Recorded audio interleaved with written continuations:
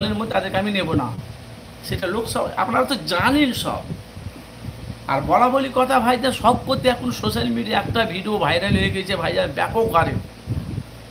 শওকত মোল্লা যেভাবে ভাঙড়ে ক্যানিংয়ে যেভাবে ভাঙড়ে মানে সভা করছে ভাই, আপনাদেরকে কি বলবো আমি, ব্যাপক হারে ভাইরাল ভিডিও, প্রচণ্ড মানুষের কাছে মিলিয়ন মিলিয়ন তারা ভিউ কামাচ্ছে ফেসবুক আর ইউটিউবে। কোনটা জানেন? যে আব্বাস সিদ্দিকী ভাইজান 12ই রবিউল আউয়ালে যে একটা বিশাল বড় একটা ঘটকপুকুর একটা জলসার মেহফিল ছিল, আপনারা জানেন।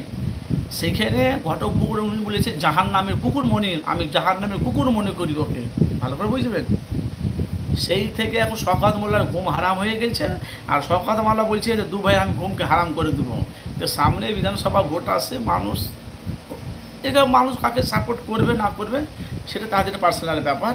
যেরকম এরাও যেরকম ছোটো বড়ো কথা বলছে, আইএসএফের তৃণমূলের তরফ থেকে ছোটো বড়ো কথা বলছে। আর রাজনীতিতে এটাই,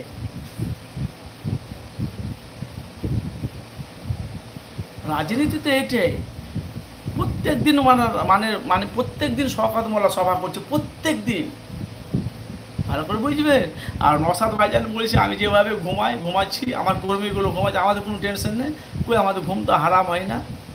এখন শওকত মোল্লা কোন দিক থেকে বলছে ভাই এখন অবধি আমরা জানি না। সামনে বিধানসভা ভোট এলে আমরা বুঝতে পারবো তো কোন অ্যাঙ্গেল থেকে বলেছে। তো নওশাদকে যদি ভাঙড় থেকে না হারাতে পারি আমি রাজনীতি ছেড়ে দেবো।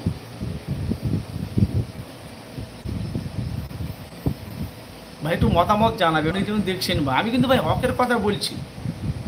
আমি কোনো দলকে ছোট করার জন্য ভাই লাইফে আসিনি ভাই, বলা বলি কথা হকের কথা বলছি, ন্যায়ের কথা বলছি ভাই। আমি ভাই বলা বলি কথা, আমি সত্যটা ভাই মানুষের কাছে প্রকাশ করি। ভালো লাগলে কমেন্ট করেন, যদি না ভালো লাগে ভাই বেরিয়ে চলে যান, কিন্তু ভাই কাউকে দালালি করি না আমি, আপনারা জানেন। উভয় পক্ষে হ্যাঁ মানুষের কাছে সত্যটা তুলে ধরবো। ভাই একটু কমেন্ট করে কে আছে দেখি, মাত্র 3টা লাইভ। কালকে লাইভে এসেছিলাম, কালকে লাইভে ভিউ আসেনি আমার, জানেন।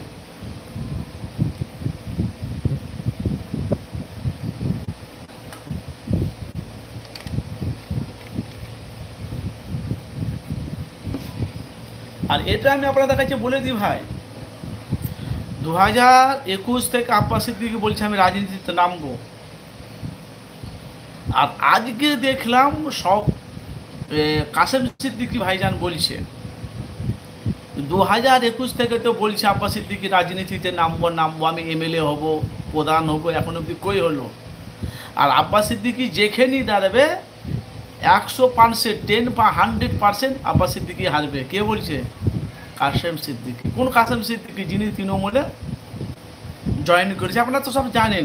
আমি মাত্র ফেসবুকে আমি দেখলাম, ফেসবুকে শর্ট ভিডিও দেখলাম যে কাসেম সিদ্দিকী আইএসএফের পক্ষে ছিল, তৃণমূলে উন্নয়ন দেখে সে কাসেম সিদ্দিকী আইএসএফ, এখন সে তৃণমূলে চলে গেছে কাসেম সিদ্দিকী। আলহামদুলিল্লাহ। আসসালামু আলাইকুম ভাইজান, মসজিদ জামায়াদান। জি ভাই আলহামদুলিল্লাহ, সালাম আলহামদুলিল্লাহ।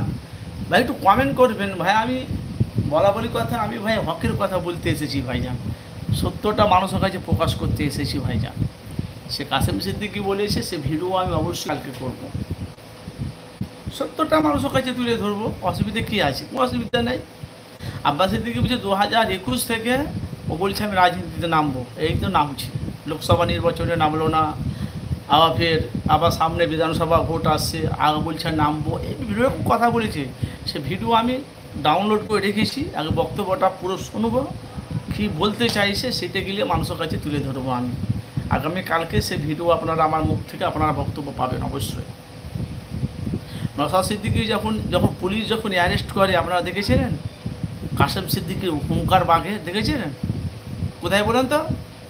ডানকুনি হাউজুঙে, মনে পড়ছে? তৃণমূলকে চোর চোর চোর চোর চোর, তৃণমূলের দলে যারা আছে তার চোর চোর চোর, ভালো বুঝবেন।